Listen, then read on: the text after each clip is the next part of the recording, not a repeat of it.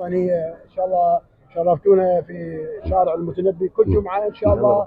شكرا. واتمنى لك الموفقيه وعملك وكنا فوق النخل فوق يبا فوق النخل فوق مدري لمع خدب مدري لمع فوق والله ما اريد باليني بلوى